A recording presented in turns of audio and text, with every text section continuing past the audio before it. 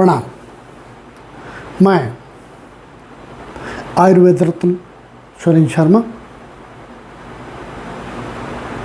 आज के पाठ का विषय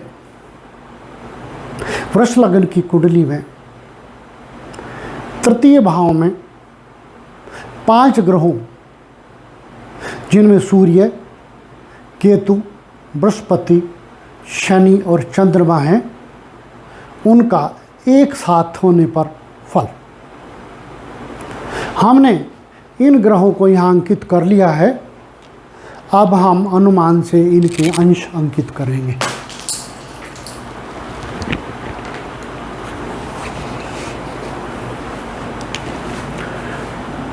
देखिए, बृहस्पति के हम ले लेते हैं यहाँ 20 से 30 श्रेणी के अंदर 27 अंश। सूर्य के बृहस्पति के हम ले लेते हैं 0 से 10 में 13 अंश।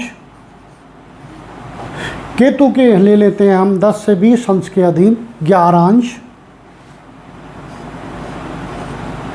शनि के 0 से 10 के अधीन 2 अंश। चंद्रमा के 3 अंश ले लेते हैं। सम्मुख बैठा राहु भी फिर 11 अंश में ही होगा। अब अनुमान से हम इनके अंश लिख चुके हैं। अब ये देखते हैं इन अंशों में होकर के ये ग्रह किस किस नक्षत्र में है। यहाँ मकर राशि है। मकर राशि में सूर्य 27 अंश में, देखिए कहाँ पर पड़ता है, 27 अंश में मकर राशि में धनिष्ठा नक्षत्र में पड़ेगा। क्योंकि 23 अंश 20 कला तक श्रवण नक्षत्र है, तदुपरांत धनिष्ठा नक्षत्र है।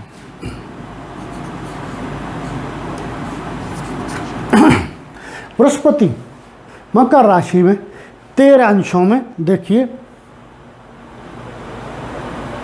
13 अंशों में श्रवण नक्षत्र में पड़ेगा। क्योंकि 10 अंश से 23 अंश 20 कला तक श्रवण नक्षत्र में है। श्रवण। केतु 11 अंश में मकर राशि में, वो भी श्रवण नक्षत्र में ही पड़ेगा। शनि 2 अंशों में मकर राशि में उत्तराषाढ़ा में पड़ेगा। क्योंकि 0 से 10 अंश तक मकर राशि में उत्तराषाढ़ा नक्षत्र है, इसलिए यहाँ शनि उत्तराषाढ़ा में पड़ेगा।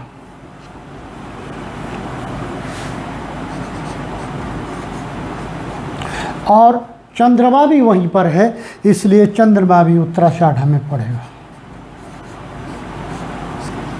सम्मुख बैठा राहु, देखिए वहाँ कर्क राशि में हो जाता है। कर्क राशि में 11 अंश में, देखते हैं 11 अंश में ये पुष्य नक्षत्र में पड़ेगा।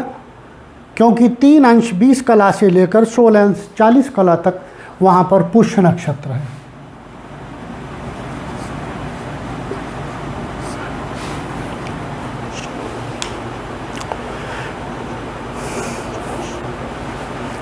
अब हम ये देखते हैं कौन किसका नक्षत्र है। सूर्य धनिष्ठा नक्षत्र में है। धनिष्ठा नक्षत्र का स्वामी मंगल होता है। सूर्य शत्रु राशि में है, शनि की राशि है, इसके शत्रु की राशि है। सूर्य अपने शत्रु की राशि में है, अपने शत्रु के साथ है शनि के, और क्रूर ग्रह मंगल के नक्षत्र में है, इसलिए पीड़ित हो जाता है। क्यों? शत्रु की राशि में और शत्रु के साथ है, उत्तम फलकारी नहीं रहता। ऐसा सूर्य यहाँ तलाक करा दिया करता है। फिर राहु की सप्तम दृष्टि से पीड़ित है। सूर्य पिता का कारक है। प्रभु करे से पिता की रक्षा हो, अन्यथा पिता समय पूर्व ही प्रभु को प्यारे हो जाया करते हैं। प्राय ऐसा है, 100% तो नहीं, वो तो प्रभु जाने। बच जाए, भारी एक्सीडेंट हो, लंबे समय तक बिस्तर पर रहें, लंबे समय तक अस्पताल में रहें, मस्तिष्क के रोग झेलें, कलंक लग जाए, इस प्रकार के फल यह सूर्य इस स्थिति में दिया करता है। बृहस्पति श्रवण नक्षत्र में है। श्रवण नक्षत्र का स्वामी चंद्रमा होता है। चंद्रमा के नक्षत्र में बृहस्पति सामान्य फलकारी रहता है और यहाँ बृहस्पति अष्टम का स्वामी होकर के है, आयु का स्वामी होकर के वहाँ बैठा हुआ है, इसलिए सूर्य के अवगुणों में वृद्धि करेगा, गुणों में वृद्धि नहीं करेगा। क्यों? कारण कहते हैं बृहस्पति उत्तम होता है, लेकिन उत्तम तो तब होता है उत्तम भाव का स्वामी हो। यहाँ रोगों का प्रतिनिधित्व भी कर रहा है। एकादश भाव से रोग होते, चर्म रोग वगैरह वगैरह हो जाया करते, कान के रोग आदि आदि रोगों का कारक होकर के यहाँ बैठा है। अवगुणों को, मारक अवगुणों को यहाँ ले गया है, पिता का मारक हो जाता है, इसलिए सूर्य के अवगुणों में वृद्धि करेगा यहाँ। वह बात अलग है कि बृहस्पति नवम भाव में होकर के उच्च शिक्षा को प्रमोट करता है, उच्च शिक्षा प्राप्ति की ओर संकेत करता है, व्यापार को वृद्धि करने की ओर संकेत करता है। लाभ कितने कराएगा वह बात अलग है, लेकिन व्यापार करने का अवसर अवश्य देगा, ये लाभ देगा। घाटा तो कराएगा, पीड़ा में देगा, राजकीय मुकदमे झगड़ों में टैक्स आदि के चक्कर में अवश्य फंसाएगा। क्यों? क्योंकि अष्टम भाव आयु के मारक भाव का स्वामी होकर के वहाँ है। केतु ये श्रवण नक्षत्र में है, चंद्रमा के नक्षत्र में है, चंद्रमा के साथ है, इसलिए ये केतु स्वयं कभी पीड़ित नहीं होता। क्यों? क्योंकि वो तो व्यक्तित्व रूप से ही पीड़ाकारी है, अतः ये चंद्रमा को पीड़ित करेगा। चंद्रमा के नक्षत्र को पीड़ा दे रहा है, चंद्रमा को पीड़ा दे रहा है यहाँ से केतु, चंद्रमा को पीड़ित किए हुए है। फिर सामने से राहु की सप्तम दृष्टि पड़ रही है, चंद्रमा यहाँ पीड़ाकारी हो जाता है। सुखों का स्वामी है, वह बात अलग है। चंद्रमा यहाँ बैठ करके अपनी राशि को देखता है सप्तम दृष्टि से, अपने भाव की रक्षा करेगा। तृतीय भाव से प्राप्त होने वाले लाभों में वृद्धि करेगा, पराक्रम में वृद्धि करेगा, ज्ञान में वृद्धि करेगा, सहयोग में वृद्धि करेगा, व्यक्ति की लेखन शक्ति में वृद्धि करेगा, दाएं हाथ का धनी बनाएगा। परंतु कब तक? दीर्घ काल तक नहीं। राहु बैठा हुआ है वहाँ, और वो भी पुष्य नक्षत्र में। पुष्य नक्षत्र का स्वामी शनि होता है। शनि के नक्षत्र में राहु करेला और नीम चढ़ा, उत्तम फल नहीं देने देगा। वह बात अलग है कि 1, 2, 4 मेष, वृष और कर्क राशि में राहु को उत्तम फलकारी कहा गया है, लेकिन किस प्रकार के फलदायी है? राहु कभी भी उत्तम फलदायी नहीं होता, अर्थात जिस भी दिशा में फल देगा उस दिशा में कुछ कालिक लगाएगा, कुछ कलंक लगाएगा। जब राहु की दशा आएगी तो ये व्यक्ति ऐसे साहस करेगा, ऐसा प्रयास करेगा, ऐसे परिश्रम करेगा कि आय में बहुत वृद्धि होगी स्वयं के प्रयास से, परंतु वो निष्कलंकित नहीं होगी। अवगुण, अपमान, कलंक, बेइज्जती झेलेगा, तब आय प्राप्त होगी, आय बहुत प्राप्त होगी अपने परिश्रम से। यही राहु जब अपनी पंचम दृष्टि से सप्तम भाव में देखता है, तलाकवादी बना देता है, वैवाहिक सुखों को नष्ट कर देता है, व्यापार बाधा उत्पन्न करता है। क्यों? उसका एक विशेष कारण भी है, यहां मंगल की राशि है, इसलिए इस भाव का स्वामी मंगल हो गया। मंगल के भाव को राहु देखे, शत्रु के भाव को राहु देखे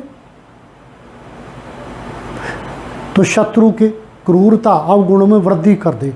वैसे भी मंगल की 8 नंबर राशि वृश्चिक राशि उत्तम नहीं होती, जब भी मंगल कहीं भी बैठेगा इस भाव में, ऐसे प्रक्रिया को, ऐसे कर्मों की वृद्धि करेगा जो इस भाव से क्षतिकारक हो।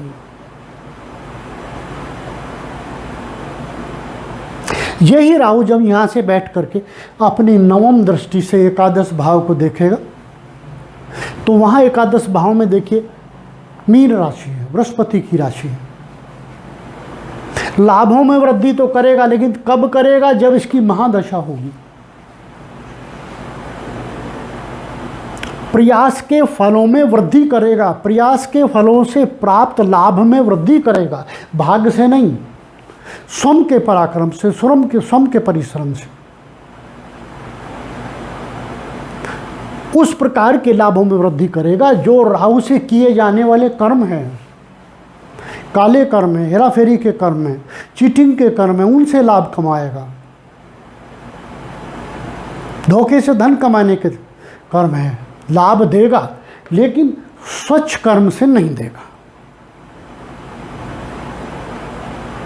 वहां देखेगा तो लाभ में वृद्धि भी करेगा, क्योंकि बृहस्पति की राशि है। कितनी करेगा वह बात अलग है। क्यों? क्योंकि वहां बैठा हुआ शनि भी तीसरी दृष्टि से यहां देख रहा है, और शनि वहां जाकर के अपनी राशि में है। बली शनि है, स्वयं राशि में, मकर राशि में शनि बली कहा गया है। सर्वोत्तम बली तो धनु राशि में कहा गया है, सॉरी कुंभ राशि में कहा गया है, क्योंकि कुंभ राशि शनि की मूल त्रिकोण राशि है, परंतु मकर राशि उत्तम राशि कही गई है, इसलिए शनि मकर राशि में भी उत्तम फलकारी होता है। इसलिए बली शनि इस भाव को देखता है, उधर राहु इस भाव को देखता है। राहु अपनी दशा में बहुत लाभ देगा हेरा फेरी से, परंतु शनि यहाँ, जब भी शनि की महादशा आएगी और यहाँ देखेगा, किए गए प्रयास में वृद्धि करेगा, भाग्य से भी प्राप्ति कराएगा, भाग्य से लाभों की प्राप्ति कराएगा, भाई की मदद कराएगा। क्यों? क्योंकि कर्म का स्वामी होकर के भी यहाँ भाग्य के स्वामी, भाग्य के भाव में बैठा हुआ है, इसलिए भाग्य और कर्म दोनों की वृद्धि होगी। परंतु यदि राहु की महादशा हो तब नहीं होगी, शनि पीड़ित हो जाएगा, और शनि सूर्य के साथ भी है। यदि शनि की महादशा होगी तो ये बहुत लाभकारी होगा, कर्म की वृद्धि करेगा, भाग्य की वृद्धि करेगा, राजनीतिक वृद्धि करेगा, सरकारी रोजगार देगा, उसमें उन्नति भी कराएगा। पर डिले करता है शनि, हर काम को तब करता है जब उसकी आधी आयु चली जाती है, तदुपरांत करता है। यही शनि यहाँ बैठ करके जब अपनी दशम दृष्टि से, देखिए यहाँ देखता है, यहाँ से नौवीं दसवीं, यहाँ से अपनी दशम दृष्टि से यहाँ षष्ठम भाव में देखता है, दुश्मनों को हराता है। शनि जब भी कहीं देखता है वहाँ के दुश्मनों का मारक हो जाता है, और यहाँ बली शनि है। शनि का कर्म है दुश्मनों के साथ झगड़ा करना, और चूंकि बली शनि है इसलिए इनका मारक रहेगा, दुश्मनों पर हमेशा विजय प्राप्त कराएगा।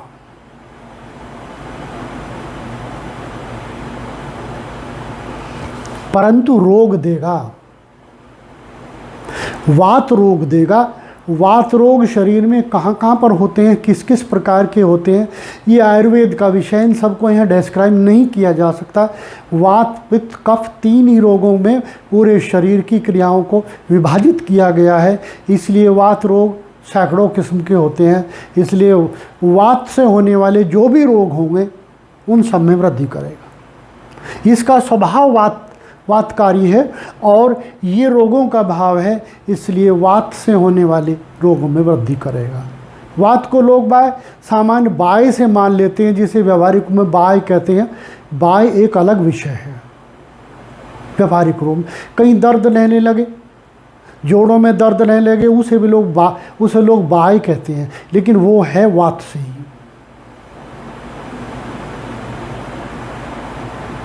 अनेक रोगों में वृद्धि करता है यहाँ देख करके। अब आते हैं बृहस्पति पर। बृहस्पति यहाँ बैठ करके अपनी नवम दृष्टि से यहाँ देखता है पंचम भाव में, सूर्य के प्रभाव को लेकर के यहाँ देखता है, पुत्र प्राप्ति कराता है, परंतु एक से अधिक क्षीण भी कराता है। कारण क्योंकि सूर्य का प्रभाव जिस पर भी चला जाएगा वहाँ क्षीण होने की संभावना पूरी बन जाती है। और यहाँ बृहस्पति बैठ करके अपनी नौवीं दृष्टि से देख रहा है, परंतु अष्टम भाव के प्रभाव को ले गया, मारक भाव के प्रभाव को ले गया, इसलिए पुत्र प्राप्ति आसानी से नहीं होगी, 1-2 गर्भ खराब होंगे। ध्यान रहे यदि स्त्री की कुंडली है तो उसे पहले से ही प्रभु भक्ति करनी चाहिए और चिकित्सक का सहारा लेना चाहिए। हो सकता है होते हुए क्षीण बच जाए।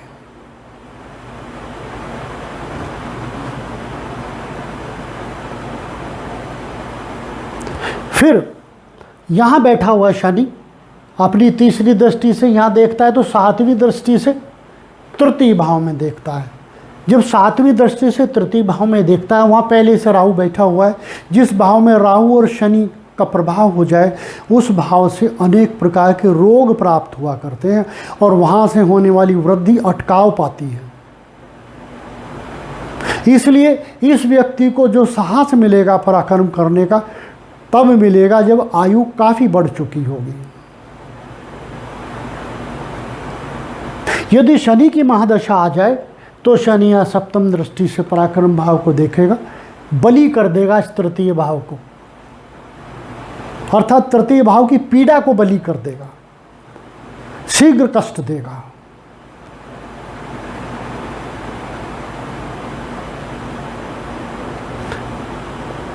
इस प्रकार के फल यहाँ इन ग्रहों से मिलेंगे। आगे केतु का अपना तो कोई प्रभाव है नहीं, राहु का ही प्रभाव होता है। क्यों?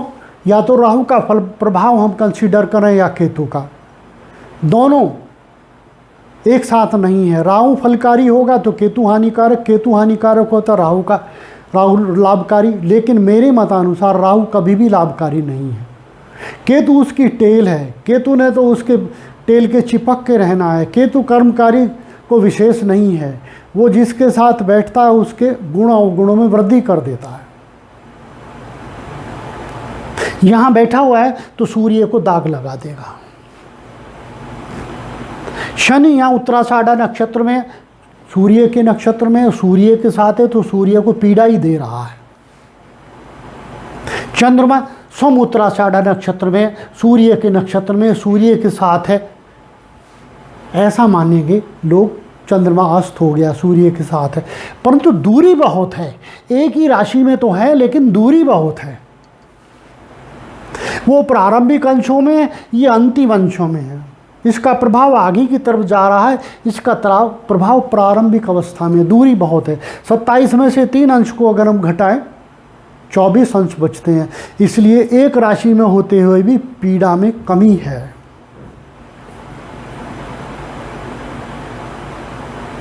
इस प्रकार के फल यहाँ बनते नजर आते हैं। अब हम उपाय देखें। ये सब बातें होगी, लाभ हो गए, हानि हो गए, रोग हो गए, व्यवसाय। अगर ऐसा व्यक्ति व्यवसाय करना चाहे तो कौन सा व्यवसाय करे? देखिए, राहु व्यवसाय के भाव को देख रहा है, राहु लाभ के भाव को देख रहा है। आसानी से व्यवसाय चलता नज़र नहीं आता। यदि हो सके तो ऐसे व्यक्ति को नौकरी कर लेनी चाहिए। अगर व्यवसाय करे तो ऐसा व्यवसाय करे जिसमें कोयला, लोहा, मशीनें, हाथ काले करना, इंजीनियरिंग, ITI, मशीन, मिस्त्रीगिरी, ये सब जुड़े हुए हों, तभी राहु से मदद पाएगा, अन्यथा नहीं। क्योंकि व्यवसाय का भाव राहु से पीड़ित है, व्यवसाय का लाभ का घर भी राहु से पीड़ित है। वह बात अलग है, शनि की तीसरी दृष्टि है, लाभों में वृद्धि तो होगी क्योंकि शनि बली है, स्वराशि में। इसलिए इस प्रकार के व्यवसाय करें। फैंसी चीज़ों के व्यवसाय करने से बचें, सोने चांदी का व्यवसाय करने से बचें, कपड़े का व्यापार करने से व्यापार करने से बचे, यद्यपि उसका पैतृक व्यवसाय ये ना हो तो। पत्थर आदि का व्यापार कर सकता, सीमेंट आदि का व्यापार कर सकता। इस प्रकार आज का पाठ पूर्ण हुआ। यदि आपको भाया हो तो कृपया चैनल को लाइक और सब्सक्राइब करें, ताकि आगे आने वाले पाठ आपको निरंतर मिलते रहें। प्रणाम।